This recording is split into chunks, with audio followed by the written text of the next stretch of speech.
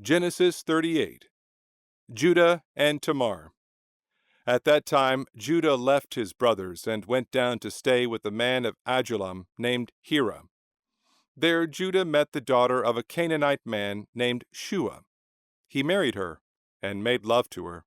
She became pregnant and gave birth to a son who was named She conceived again and gave birth to a son and named him Onan. She gave birth to still another son and named him Shelah. It was at Kezib that she gave birth to him. Judah got a wife for his firstborn, and her name was Tamar. But Judah's firstborn, was wicked in the Lord's sight, so the Lord put him to death. Then Judah said to Onan, "Sleep with your brother's wife, and fulfill your duty to her as a brother-in-law to raise up offspring for your brother." But Onan knew that the child would not be his.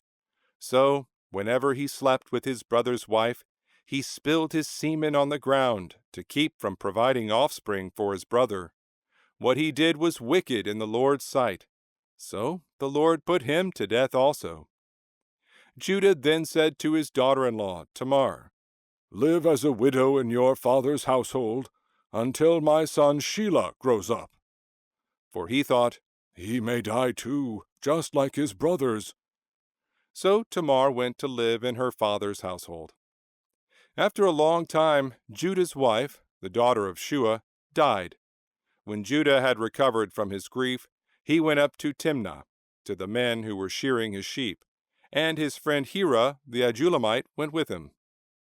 When Tamar was told, "Your father-in-law is on his way to Timnah to shear his sheep," she took off her widow's clothes, covered herself with a veil to disguise herself, and then sat down at the entrance to Enaim, which is on the road to Timnah. For she saw that, though Shelah had now grown up, she had not been given to him as his wife. When Judah saw her, he thought she was a prostitute, for she had covered her face. Not realizing that she was his daughter-in-law, he went over to her by the roadside and said, "Come now, let me sleep with you." "And what will you give me to sleep with you?" she asked. "I'll send you a young goat from my flock," he said. "Will you give me something as a pledge until you send it?" she asked. He said, "What pledge should I give you?" "Your seal and its cord and the staff in your hand," she answered. So he gave them to her and slept with her, and she became pregnant by him. After she left, she took off her veil and put on her widow's clothes again. Meanwhile, Judah sent the young goat by his friend the Adullamite in order to get his pledge back from the woman. But he did not find her. He asked the man who lived there, "Where is the shrine prostitute who was beside the road at Enaim?" "There hasn't been any shrine prostitute here," they said. So he went back to Judah and said, "I didn't find her. Besides, the men who lived there said, 'There hasn't been any shrine prostitute here.'" Then Judah said, "Let her keep what she has, or we will become a laughingstock. After all, I did send her this young goat, but you didn't find her." About 3 months later, Judah was told, "Your daughter-in-law Tamar is guilty of prostitution, and as a result, she is now pregnant." Judah said, "Bring her out and have her burned to death." As she was being brought out, she sent a message to her father-in-law. "I am pregnant by the man who owns these," she said. And she added, "See if you recognize whose seal and cord and staff these are." Judah recognized them and said, "She is more righteous than I, since I wouldn't give her to my son Shelah." And he did not sleep with her again. When the time came for her to give birth, there were twin boys in her womb. As she was giving birth, one of them put out his hand. So the midwife took a scarlet thread and tied it on his wrist, and said, "This one came out first." But when he drew back his hand, his brother came out, and she said, "So this is how you have broken out." And he was named Perez. Then his brother, who had the scarlet thread on his wrist, came out, and he was named Zerah. Genesis 39. Joseph and Potiphar's wife. Now Joseph had been taken down to Egypt. Potiphar, an Egyptian who was one of Pharaoh's officials, the captain of the guard, bought him from the Ishmaelites who had taken him there. The Lord was with Joseph so that he prospered, and he lived in the house of his Egyptian master. When his master saw that the Lord was with him, and that the Lord gave him success in everything he did, Joseph found favor in his eyes, and became his attendant. Potiphar put him in charge of his household, and he entrusted to his care everything he owned. From the time he put him in charge of his household, and of all that he owned, the Lord blessed the household of the Egyptian because of Joseph.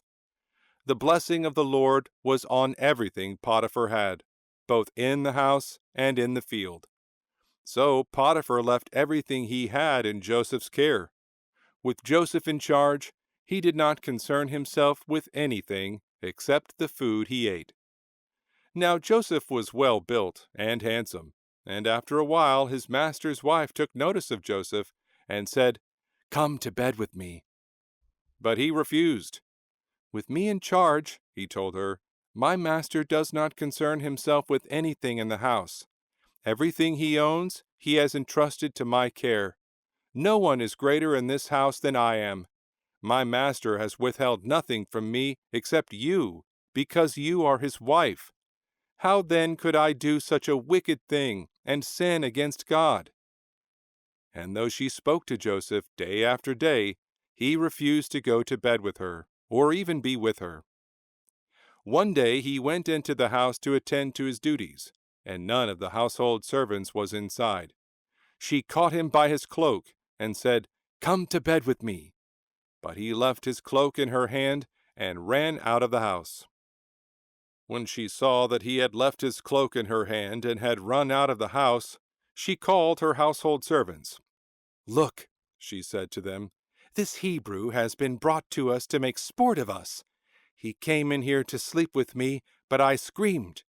When he heard me scream for help, he left his cloak beside me and ran out of the house."